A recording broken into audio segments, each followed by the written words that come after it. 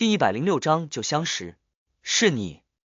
听到那略显惊讶和疑惑的女声时，克莱恩吓了一跳，还以为自己被谁看出了真面目。他旋即镇定，因为他现在已经变了模样，是已经死去的飓风中将麒麟格斯。而麒麟格斯里面是疯狂冒险家格尔曼斯帕罗，格尔曼斯帕罗里面是大侦探夏洛克莫里亚蒂，夏洛克莫里亚蒂里面才是克莱恩莫雷蒂。这还没完，克莱恩莫雷蒂里面是愚者先生，是周明瑞。没道理他能直接看穿我的本质，而且怎么会认识克莱恩莫雷蒂这么个小人物？就算飓风中将麒麟格斯，也不可能让疾病少女特雷茜请来的帮手这么诧异。能被一位序列5的海盗将军专门请来保护自己，对付敌人，至少也是序列4的半神。所以这句话指向的是阿兹克先生。那位高层次的魔女认出了在贝克兰德破坏他们与王室因斯赞格威尔合作事宜的阿兹克先生，还是过去某一段人生里的阿兹克先生。克莱恩迅速理清了思路，边警惕着特雷茜和他的帮手突然袭击，边用眼角余光审视阿兹克先生的反应。对于出现一位神秘强者的事情，他并不惊讶，这一是因为阿兹克先生已经预警，二是他相信疾病中将特雷茜不是自大狂，在险些遇刺身亡且弄不清楚对方目的及背后有什么势力的情况下，大概率会退缩，会离开罗斯德群岛海域，会找魔女教派的高层寻求援助。他唯一没想到的是对方的帮手来得这么快，似乎就在附近，或者有类似旅行家的神奇物品。结合声音的女性化特征和柔美感，克莱恩怀疑来的是一位半神级的魔女。阿兹克站在厚厚的地毯上，迟疑了2秒道：“你认识我？”这语气很不确定啊，难道大佬之前有一段人生是和魔女度过的？不能这么想。克莱恩先是浮想联翩，旋即在心里认真的忏悔了一下。他注意到疾病中将特雷茜也是一脸的错愕，之前的笃定和镇静都变成了疑惑。那柔美的女声依旧不知从哪里传来：“我当然认识你，你也应该认识我。”阿兹克侧耳倾听了一下，摇头苦笑道：“很抱歉，我一次次失去了以往的记忆，正在寻回他们的途中。如果你能提醒我，帮助我唤醒更多的记忆，我会非常感激你的。”听到两人的对话，特雷茜脸上的错愕和疑惑逐渐沉凝。他慎重的扫了克莱恩一眼，却被那张飓风中将麒麟格斯的脸庞弄得皱起了眉头。柔美的女声长长叹息道：“我们上一次见面有1300多年了吧？当时原初和死神合作，在北大陆掀起了苍白之灾，你或许已经忘记，我们曾一起对抗过黑夜女神教会的圣者和天使。这段历史我知道，罗塞尔大帝的日记里有。门先生说过，结局是原初魔女遭受重创，直到最近才有重新降临的迹象，死神更是直接陨落，制造了狂暴海，隔断了南北大陆。魔女教派和死神势力有过这样的合作，难怪这半神级魔女认识阿兹克先生。他也是活了至少1400年的怪物啊。克莱恩内心戏十足的想着，他旋即又有了疑惑。他原本以为阿兹克先生是在4皇之战里被血皇帝亚历斯塔图铎看了一眼，遭受重创，才会不断失去记忆，不断忘记过去。可半神级魔女的话语表明，阿兹克不仅顺利度过了4皇之战，还参与了之后多年的苍白灾难，中间似乎并没有出现问题。阿兹克闭了闭眼睛，仿佛在压榨记忆。过了好几秒钟，他犹豫着问道：“卡特琳娜·佩莱，你已经是不老魔女了。很高兴你还记得我。当时的我和你相比，只能算是弱者一道。”身影缓慢勾勒于了疾病中将特雷茜的侧方，他穿着一身简单圣洁的白色长袍，两侧开口很高，露出双毫无瑕疵的腿，肤色似雪，嫩如少女。这女子黑发蓝眼，清灵秀美，有一种难以言喻的魅力。她望向阿兹克艾格斯，嘴角带着浅浅的笑容道：“1000多年过去，我们还能活着见面，这就值得庆贺。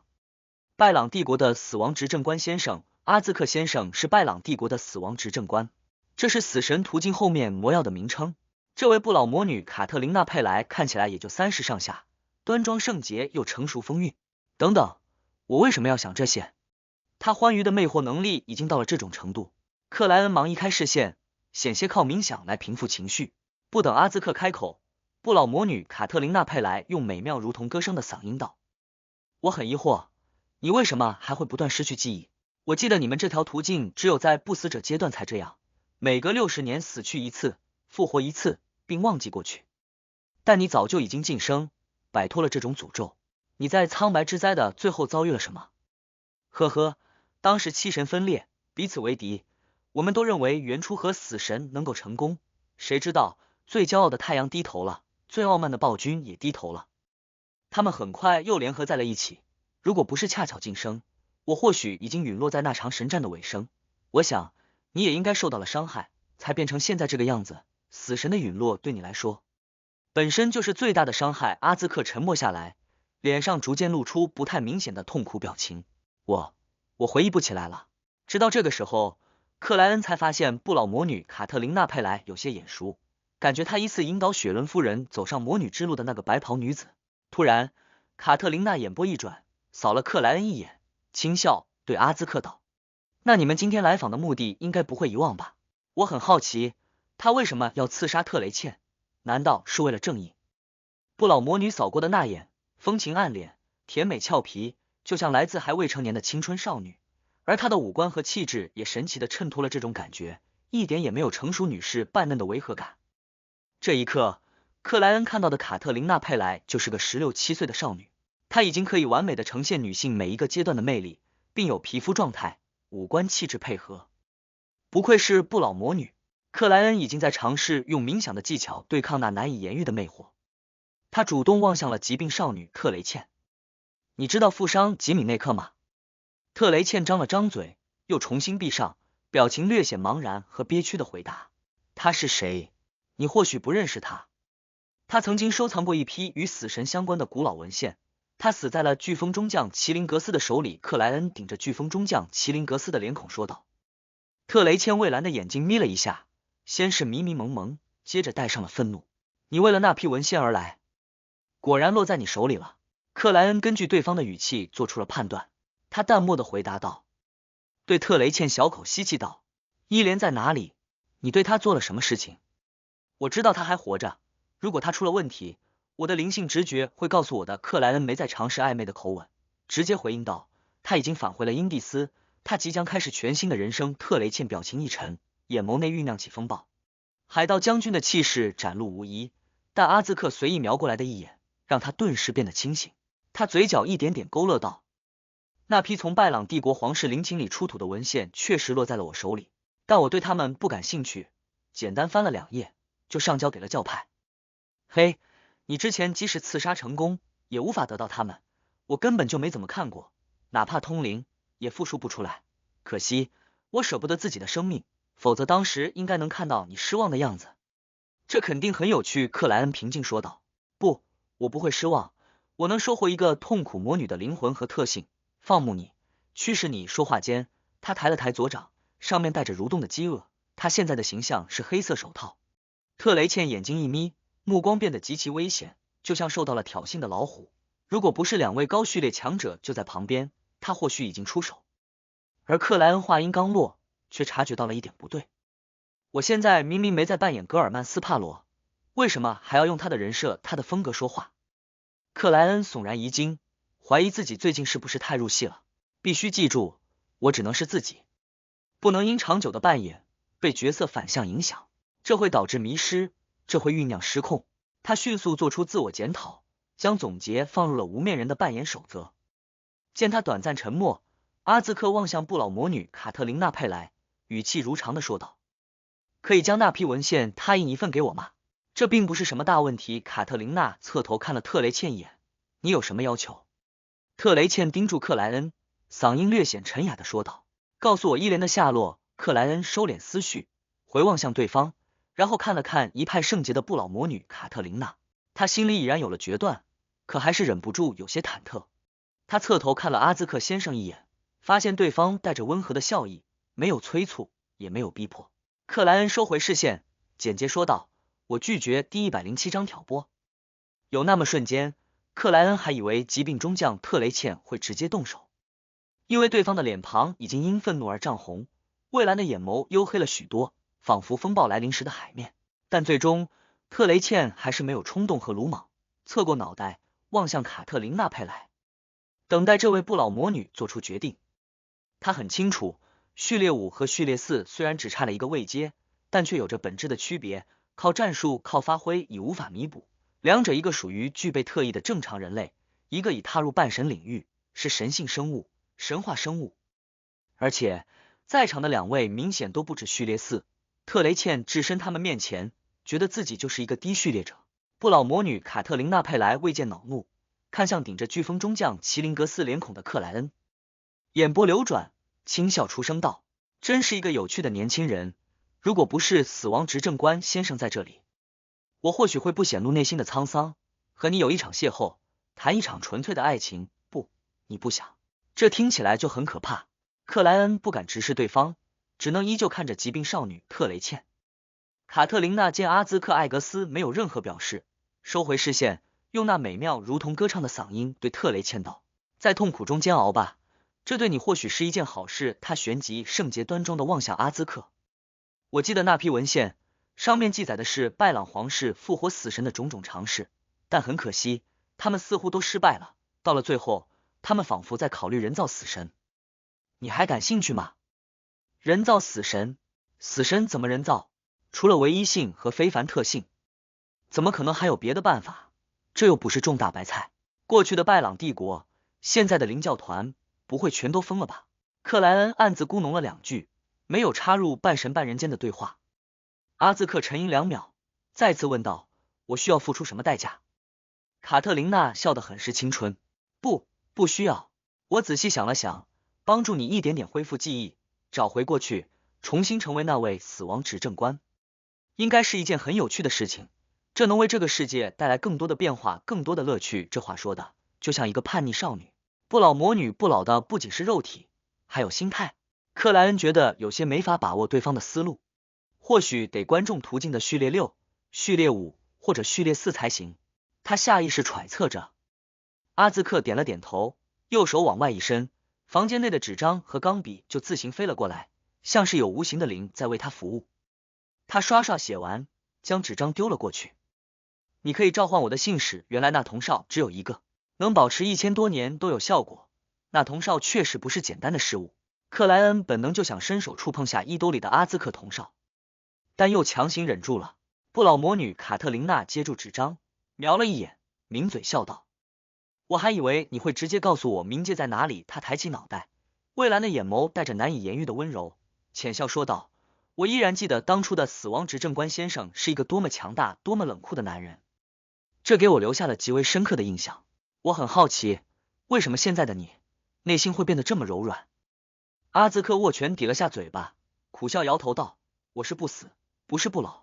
人一旦苍老，总会变得温和。”不，卡特琳娜眸光深深，没有掩饰的说道：“我期待着你完全找回记忆的那一天，想看看那时候的你怎么评价现在的自己。”说到这里，他嘴角微勾，对克莱恩眨了眨眼睛。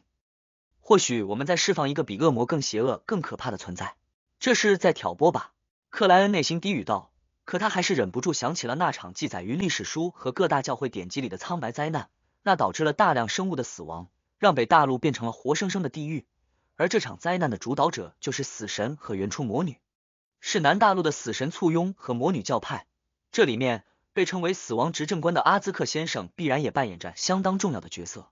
阿兹克沉默了几秒，抓住克莱恩的肩膀，带着他进入灵界，穿行而去。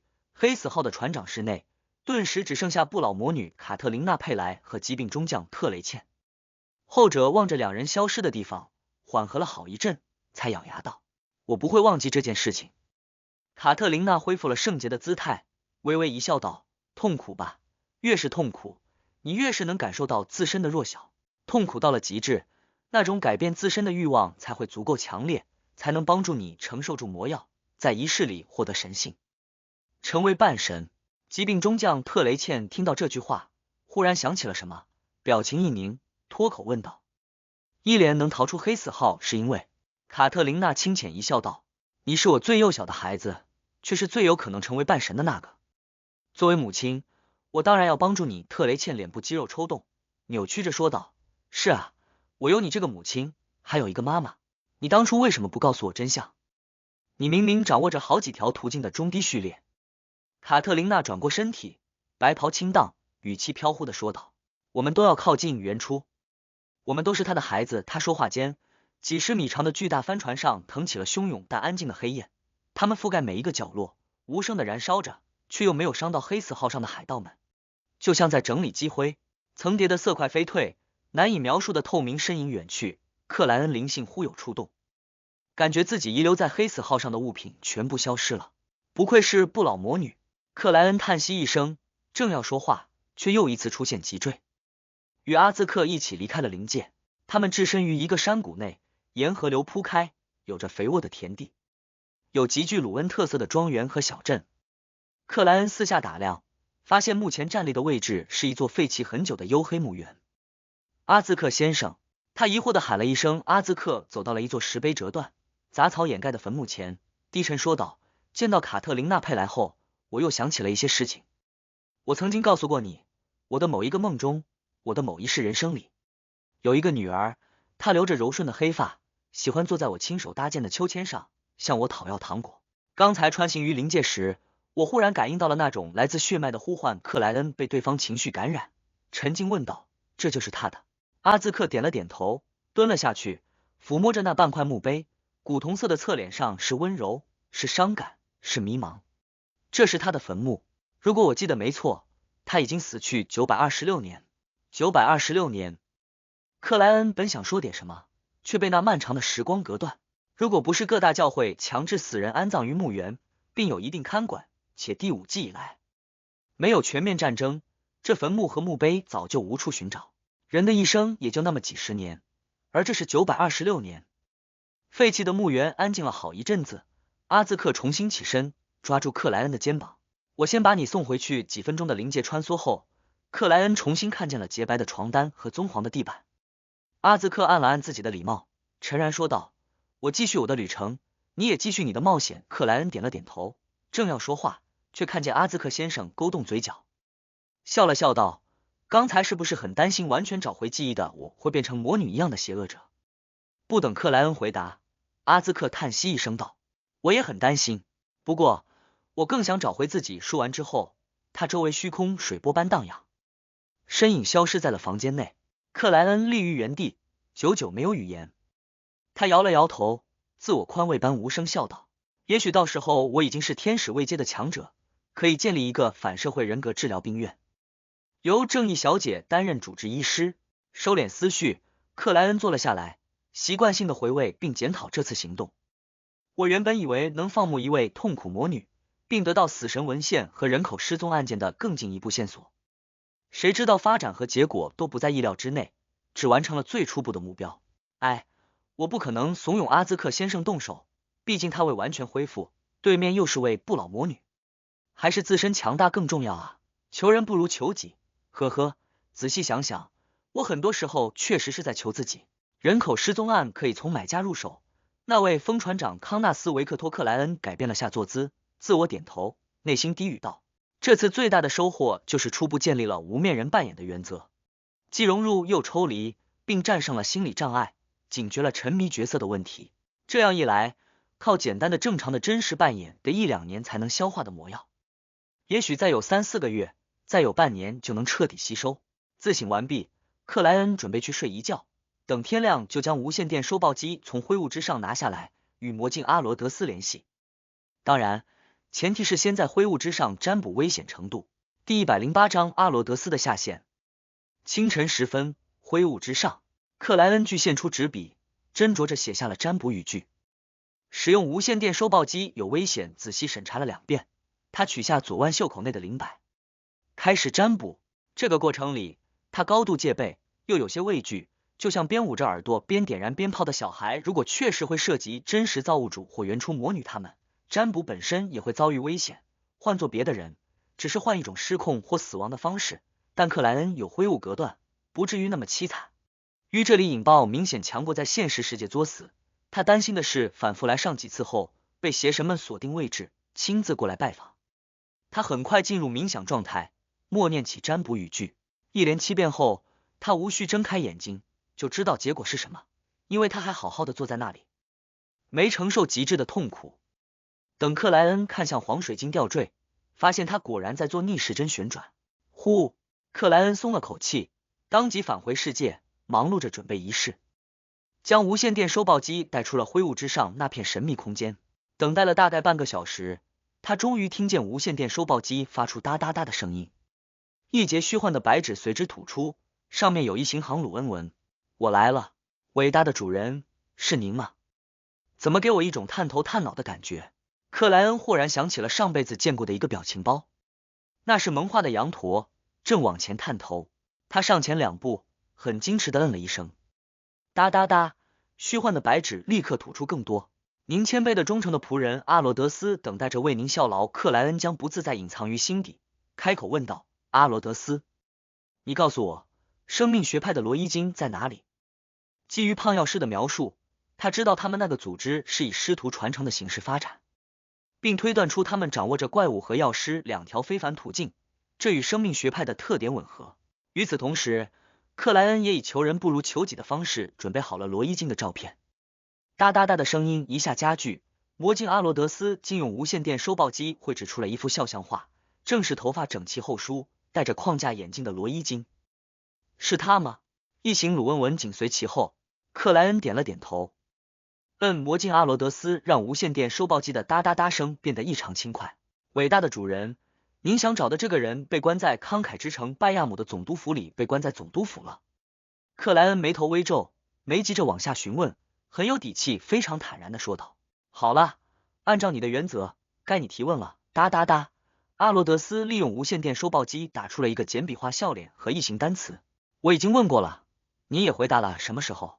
克莱恩先是一愣，旋即往那虚幻白纸前面的内容望去，看见了上一个问题，是他吗？这也行，这也算。这一刻，克莱恩彻底领悟到魔镜阿罗德斯的规矩究竟有多么的自由新政。面对一般人，那是要多严格有多严格，要多恶劣有多恶劣，甚至必须有围观者。而到了这里，那就是随便应付一下就过去了，明目张胆的放水。这家伙怎么会养成这样的性格？克莱恩考虑了2秒，转而询问起另一个问题：阿罗德斯，你知道《格罗塞尔游记》这本书吗？阿罗德斯静默了2秒，旋即又让无线电收报机发出哒哒哒的声音，吐出更多的虚幻白纸。伟大的主人，您这个问题太照顾我了，我只需要回答知道这个单词就能解决。我帮您稍微修改了一下，改成了说出你知道的格罗塞尔游记相关的事情。这是一本很神奇的书籍，它的历任主人里有多位失踪，我无法看到它的创作者是谁，但可以明确的是，它最早出现于巨龙一族。在奇迹之城利维西德消失后，在空想之龙安格尔威德巨献的奇迹之城利维西德消失后出现，也许可以向正义小姐推销一下，她可能会感兴趣。如果她真的买下，作为中间商，我就能在灰物之上提前研究研究，真研究出什么问题，书籍彻底损坏，就告诉他卖家反悔，只能退款。这么一想，做平台真的很有前途啊。克莱恩思绪电转，对着无线电收报机道：该你了，我倒要看看你能问出什么奇葩问题。克莱恩默默想到。魔镜阿罗德斯没有停顿，哒哒哒打出一行鲁恩文。伟大的主人，我已经问过了，您也回答了，什么时候的事情？克莱恩又好笑又茫然的往虚幻白纸前方浏览，终于在最开头找到了所谓的问题。伟大的主人，是您吗？不得不说，这面叫做阿罗德斯的魔镜在讨好我这件事情上，真的是没有一点节操。不过，他这种问题成对的方式，真的很满足强迫症，很像我以前自学过的编程语言里的和一样。克莱恩清了清喉咙，继续提问：罗伊金为什么会被关在总督府里？无线电收报机哒哒哒吐出虚幻的白纸道：自从生命学派那条水银之蛇失踪，他们内部就出现了分裂，也遭遇了不少危险，有的甚至死在了玫瑰学派手里。生命学派以师徒传承的形式隐秘发展，但高层存在一个长老会，协调不同派系的争夺。第5季以来，这个长老会的名称逐渐变得时髦，现在叫命运议会，共有7位议员，那条水银之蛇就是议长。罗伊金的老师是其中一位命运议员，在水银之蛇失踪后也出了问题，而在此之前，他将生命学派的某件重要封印物交给了罗伊金。这就是罗伊金被鲁恩军方秘密抓捕的原因，水银之蛇失踪。克莱恩一下就联想起了藏身贝克兰德的威尔昂塞汀，以及追寻着他但从未露过面的另一条水银之蛇这一次命运天使乌洛留斯。生命学派的水银之蛇肯定不是寻找威尔昂塞汀那条，因为他有足够的空隙联络组织，不至于变成失踪状态。也许是威尔昂塞汀，也许是第三条，这无从判断。克莱恩轻轻颔首，对无线电收报机道：提问吧，这次我可以确定前面没有任何问题了。嘿，看你会提什么。不得不说，人都是有点贱的。别人都害怕魔镜阿罗德斯提问，而他连续帮我抵消2次后，我反倒很想他正式提一个问题。克莱恩饶有兴致的等待着。哒哒哒，无线电收报机的声音忽然变得有些凝重，虚幻白纸的吐出逐渐艰难。这个伟大的主人，我该怎么样才能更好的做您忠诚的谦卑的仆人？我低估了你的下限。克莱恩收敛住哭笑不得的表情，低沉回应道：保持现在这样就可以了。好的。哒哒哒的声音再次轻快，气息即将消散。您忠诚的谦卑的阿罗德斯等待着再次为您效劳。到了最后，阿罗德斯还配了个挥手的简笔画。他还真是多才多艺啊。也是，知道这么多的魔镜，想不了解这些都很困难。克莱恩看着无线电收报机归于沉静，他踱了几步，坐到床沿，考虑起罗伊金的事情。他完全没有潜入拜亚姆总督府，在军方严密看管下救出罗伊金的想法，因为根本不认识对方，连面都没有见过，唯一的联系是胖药师。风暴教会的弟弟肯定也还关押着不少非凡者，可这和我又有什么关系？克莱恩低笑摇头。刚才阿罗德斯透露的信息让他发现了一件事情，那就是血之上将塞尼奥尔那件让他变得足够幸运的神奇物品，也许来自生命学派。这位海盗将军的背后大概率是玫瑰学派，他们趁水银之蛇失踪，杀害了不少生命学派的成员。这也提醒了我，在对付海盗将军上，要比以前更加慎重。疾病中将特雷茜一言不合就找来了不老魔女卡特琳娜佩莱，其余海盗将军也不会没有支持者。他们代表的往往是一个势力，一个组织。血之上将背后是玫瑰学派，星之上将背后是摩斯苦修会，以及我们塔罗会。地狱上将背后大概率是灵教团加五海之王。冰山中将背后藏着知识与智慧之神教会。深海中将和黄昏中将暂时未知，但能在海上称霸这么多年，绝对不会只靠自己。这么想想，当初飓风中将麒麟格斯背后又是哪个势力？给了他蠕动的饥饿的那个，或者驱使他刺杀尼根公爵的不可言说的那个？以后在狩猎海盗将军，事前不能露一点风声，并且只做一次尝试，失败立刻远离。克莱恩念头纷呈间，忽然想起了一件事情，那就是威尔昂塞汀这条水银之蛇亲手折的纸鹤还在他手里。第109章善用物品。千纸鹤的事情，克莱恩现在仍记忆犹新，因为当初威尔昂塞汀这条命运之蛇就通过那件物品定位了艾伦医生的心灵体，在他梦中遨游灵界时，向他灌输信息，形成启示，并演化为特定的梦境。后来克莱恩用自己折的千纸鹤替换了威尔昂塞汀那只，到灰雾之上做了占卜，未能得到有效结论，直至艾伦医生的妻子怀孕。他通过对时间的推算和序列移植序列灵情况的模糊了解，猜测那就是吞尾重启的威尔昂塞汀，猜测对方正与别的命运之蛇进行序列灵位置的激烈争斗，而那千纸鹤带来相应的噩梦只是附加，真正的作用是帮助威尔昂塞汀以隐秘的方式成为婴儿。这件事情里最好笑的是，克莱恩折的千纸鹤被贝克兰德的职业者当成了威尔昂塞汀的原版，用他们更加粗糙的手工伪造了一只，替换了过去。威尔昂塞汀那只一直被我丢在灰雾之上，差点忘记，用它占卜只能得到非常模糊的启示。如果没有别的遭遇，很难推断出艾伦医生妻子怀的那个小孩就是威尔昂塞汀，但反过来，威尔昂塞汀能利用它实现灵界位置的确定，就像魔镜阿罗德斯依靠灰雾的气息从灵界连接上那台无线电收报机一样。这似乎存在某种可能。克莱恩猛地坐直，有了个极具创意的想法。他要利用那只千纸鹤与威尔昂塞汀在梦中沟通，这对现在的我来说可能没什么作用，甚至隐藏有一定的危险。但如果威尔昂塞汀真是生命学派那条命运之蛇，我提供相应的情报肯定能换来一定的好感。对于这种天使之王级的存在，提前投资是必要的。等他真正出生，说不定就有数十倍的回报，反正事实又不会死，死了也能复活。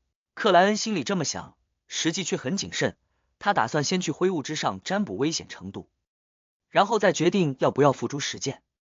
经过一番忙碌，他确定这件事情的危险程度可以接受，于是利用仪式将那只千纸鹤从灰雾之上带回了现实世界。也许是出自序列一命运之蛇的缘故，这千纸鹤没有因为在灰雾之上待太久，展现什么独特的地方，依旧平平常常，普普通通。希望灰雾之上的气息没有中和掉它本身的特殊，否则威尔昂塞汀就定位不过来了。命运之蛇前面的序列是先知，我等下做的事情会不会就在威尔昂塞汀的预料之中？他之所以选择艾伦医生做父亲，是因为艾伦医生是我的朋友，辗转着能与我建立联系，这会不会太自恋了？不过有一个问题值得怀疑，威尔昂塞汀利用千纸鹤定位到艾伦医生后，直接投胎就行了，为什么还要让他反复做噩梦？并且那个梦境还昭示了命运之蛇间的争斗，对一个普通人来说，既不了解，也不可能在这件事情上发挥什么作用，这不是用眼神勾引盲人吗？威尔昂塞汀制造的梦境是展示给我看的。克莱恩眉头微皱，有了一定的猜测。他将疑惑压下，拿起原副钢笔，吸满墨水，考虑着在千纸鹤上留一句话，以引起威尔昂塞汀这命运之蛇的注意。写什么好呢？克莱恩回想着阿罗德斯描述的生命学派遭遇，觉得有一句话既能囊括所有，又非常鲜明，包含丰富的感情。那句话就是你家炸了。这句话太粗俗太直接了，不够礼貌，而且威尔昂塞汀未必是生命学派的一长。克莱恩斟酌了一下，略展千纸鹤，在各个表面写下不同的单词，组成了很短的一句话。罗伊金被抓，做完这一切，克莱恩放好钢笔，将千纸鹤塞入了自己的皮夹，就像当初艾伦医生做的那样。罗斯德海域边缘，偏离主航道位置的一座被迷雾遮掩的巨型岛屿上，一声凄厉的鸣叫声里，快得仿佛影子的蓝色猛禽从天而落，重重摔在了地面，摔得泥土四溅，血液飞舞。阿尔杰威尔逊没有大意，立在远处，抬起左手，用拇指佩戴的那枚黑铁色戒指对准了蓝银隼这可怕的非凡生物。那枚戒指的顶端有一个尖刺般的凸起，上面沾染着陈旧的血迹，既古老又邪异。这是他用钢铁麦维提赏金从工匠那里购买到的神奇物品，对外宣称5200磅，实际只花了3100磅。这枚戒指的名称是精神之鞭，能对敌人造成极大的难以遏制的精神伤害。除此之外，只是加强了阿尔杰对各类武器的掌握，所以实际并不是那么昂贵。当时工匠和他的朋友手里有2件神奇物品，一是精神之鞭，二是巫术之戒。后者能力众多，适应性强，且和前者的价格相差不多，是更好的选择。但阿尔杰经过郑重考虑，还是挑选了精神之鞭。他相信没有这件物品，狩猎蓝银隼的事情将困难好几倍，因为那是会飞的非凡生物。事实也证明了他的判断。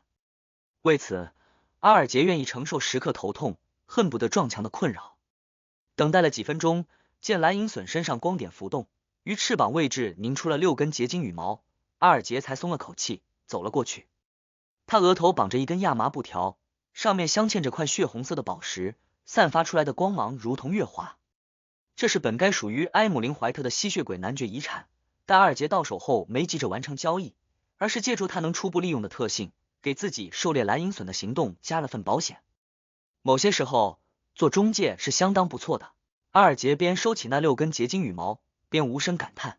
他直起身体，望向这座原始岛屿中央高耸的山峰和周围茂密的丛林，感觉到那里隐藏着许许多多难以言喻的危险。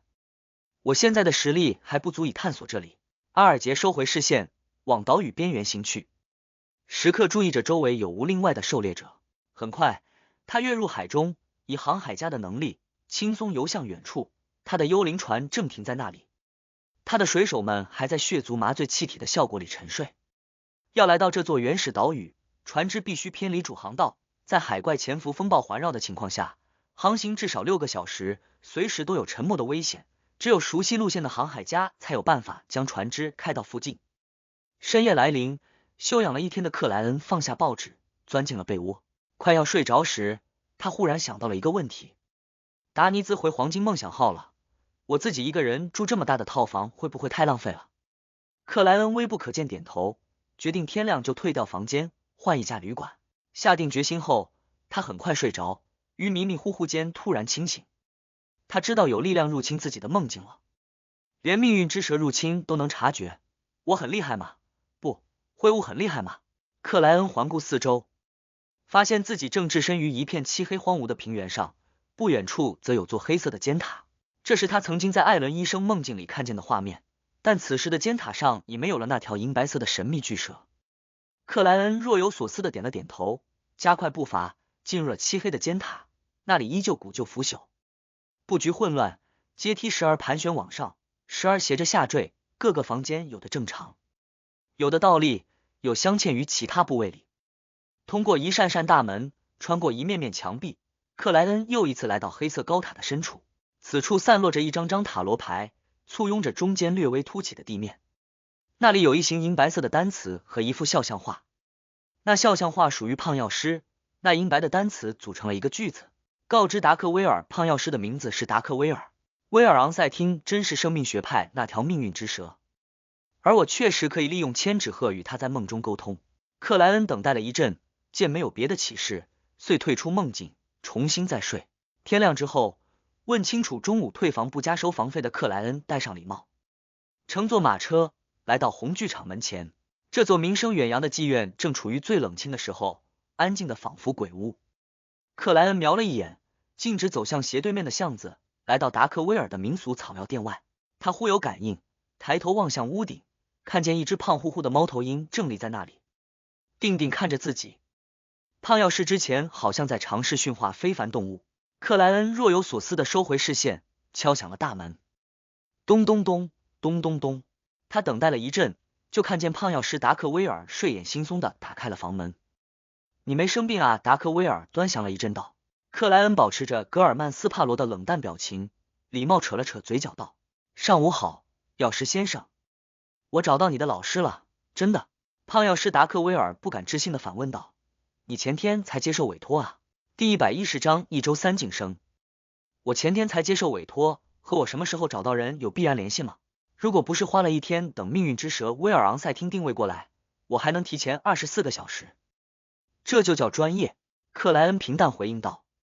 你可以选择不听。胖药师达克威尔后续的话语被噎了回去，脸庞肌肉动了动道。你说吧。克莱恩平铺直叙道。我收到消息，罗伊金被军方秘密抓捕，目前被关押在总督府内。从魔镜阿罗德斯那里收到的消息。他在心里默默补了一句：真的。达克威尔再次控制不住，眼睛圆睁，脱口反问。克莱恩微不可见的颔首道：我的消息源足够可靠，可我没法确认啊。达克威尔犹豫着说道，因为涉及一件生命学派的重要封印物。克莱恩直截了当的说道。胖药师顿时吓了一跳，往后退了2步，警惕的左右张望，害怕刚才的话语被谁听到。这种事情是能随便在大街上说的吗？他清楚我们是生命学派的，他清楚老头涉及一件重要封印物，我都是最后一次联络时才知道。达克威尔逐渐相信起面前冒险家提供的情报。克莱恩扫了从屋顶飞下来落在胖药师肩膀的猫头鹰一眼道：你可以支付报酬了，我没法确认啊，总不可能你说什么我就信什么吧。达克威尔嘴硬的说道，然后他就看见对面冒险家的眼神变得异常冷酷。胖药师打了个寒战，忙嘟嘟囔囔道：好吧，勉强算你完成了委托。他心疼的从乡村巫医袍的暗袋里掏出一大把现金，零零碎碎数了100磅给克莱恩。虽然他是非凡者，但职业为药师加驯兽师，身体素质得到的提高不能完全反映于正面战斗上，未必赢得了持有左轮手枪的普通人，而驯养的非凡宠物也是个没什么战斗力的家伙。对面则一看就是经验丰富、渠道众多的冒险家，大概率也是非凡者，一人一猫头鹰绑一块都或许不是对手，只能对方说什么是什么。我好不容易攒的钱啊，他在心里哀叹了一句。做药师确实很赚钱，到了海外殖民地更是如此，这里海盗、水手和冒险家众多，人员混杂，官方组织管理的较为宽松，他可以卖一些违禁药品而不担心被谁找上门来。仅是红剧场的那些客人，在最近2个月内为他提供的生意就让他赚到了超过之前1年的金钱。然而身为非凡者，他的开销也是巨大的，之前的积蓄已经因为晋升驯兽师消耗了大部分，后来又养了只宠物，辛辛苦苦帮他买配方、调魔药，并为自己购买了防身的符咒等物品，真正能攒下来的钱也就那么几百磅。克莱恩接过那些现金，借点数的机会验证了真伪，然后才收入口袋，转身离去。看到他的背影消失在巷子口，胖药师达克威尔的表情瞬间沉了下去。这里太危险了，太危险了，必须尽快离开。他边小声嘀咕，边重回草药店内，进入里间，拖出棕色的行李箱，飞快往内塞入各种衣物和折叠的整整齐齐的现金。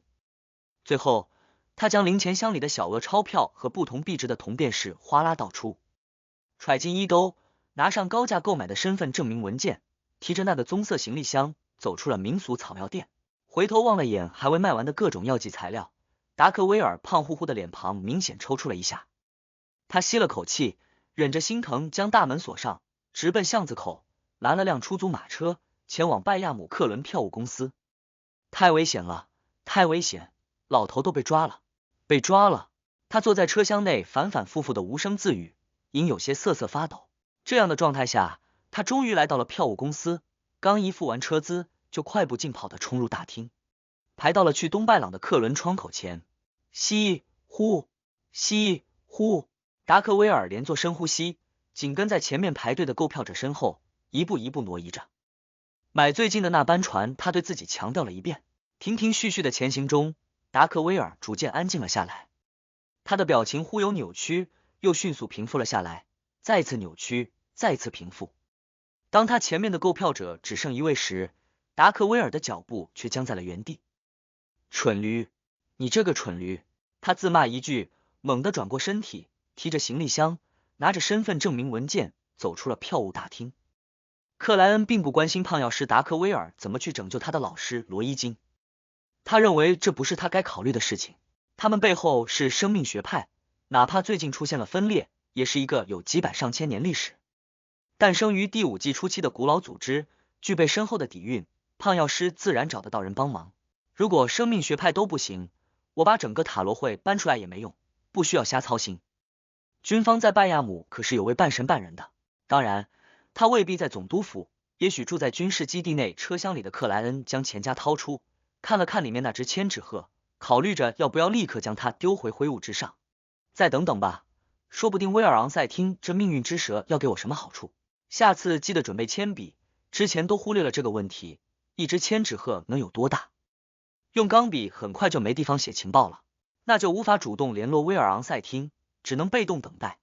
而我不可能一直把这纸鹤放在身上，过几天就得送回灰雾之上的杂物堆里。毕竟不能总让威尔昂塞汀定位到我，小心为上。克莱恩迅速做出决定，回到蔚蓝之风，收拾好行李，退到了豪华套房。让他欣慰的是，达尼兹第2次过来时有预付部分房费，他只出了5苏勒。很快，克莱恩改换街区，来到靠近香树叶酒吧的奥托姆街，住进了一家叫做特亚纳的旅馆，要了间干净但普通的客房。这里每天只需2苏勒2便士，还额外赠送一杯特亚纳这种巨型水果榨出的汁液。喝着微甜如奶的果汁，克莱恩不需要再顾及形象，瘫到了房间内的安乐椅上，决定用发呆和补眠度过接下来2个小时，之后再去灰雾之上浏览信徒们的气球，体验千人千面的感觉。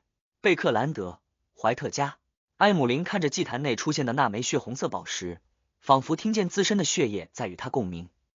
感谢过愚者先生，他拿起那枚宝石，感应着里面流淌的特异，确信这就是一位血族男爵的遗物。只需要准备好相应的继承仪式或辅助的魔药材料，我就能成为一位男爵，而这并不困难。就目前阶段而言，埃姆林饱含期待和得意的想着，按照人类的体系，到时候我就是一位序列6的非凡者了，对应的称号是魔药教授。转眼又是周一，迷雾海上，一支船队正穿越稀薄的雾气和湛蓝的海洋。他们的旗舰是一艘巨大的帆船，上面悬挂有独特的旗帜，描绘着一只环绕10颗星辰的眼睛，没有睫毛的眼睛。星之上将加德利亚立在船长室的窗户边，静静看着照透薄雾的阳光，直至墙上的壁钟发出布谷布谷的声音。他瞄了眼时间，并快速换算成了鲁温时，然后拉上窗帘，坐到了书桌后。那张红色木头制成的桌子上摆放着黄铜色的6分仪和浅蓝色的星球仪，后者的表面有大片大片的空白，那是还没有探索清楚或无法探索的区域。加德利亚伸出手指拨弄了下星球仪，接着半闭上眼睛，等待愚者的召集。没过多久，他眼前浮现出汹涌如潮的深红光芒，将早有准备的他彻底淹没。等他适应变化，视线内又出现了那座石柱支撑的神圣宫殿。出现了斑驳古老的青铜长桌。正义小姐轻快活泼的问候声里，加德利亚也向依旧笼罩于灰白雾气内的愚者先生做了致意，目光简单一扫，他略显身子的黑色眼眸突有收缩。他发现对面的倒吊人月亮和太阳都有轻微的菱形外溢现象，与上次截然不同。这表明他们都获得了晋升。这表明他们的晋升在最近几天，仅仅1周，塔罗会3位成员都获得了晋升，倒吊人和月亮甚至可能达到了序列6。这是巧合吗？刚巧都凑在这1周服食了魔药。从概率上讲，这有可能。上次月亮和太阳求购的材料可以证明，但这也足以说明塔罗会成员的晋升速度很快，否则没可能这么碰巧。当然，在序列5以下，准确掌握了扮演法又不缺资源的非凡者，晋升快并不奇怪。序列6到序列5开始，必须有仪式辅助，消化愈发困难，很难再有类似的事情发生。隐者加德利亚收回了视线，接着正义奥黛丽向愚者先生道歉，说最近没联络上心理炼金会的成员，无法提供罗塞尔日记。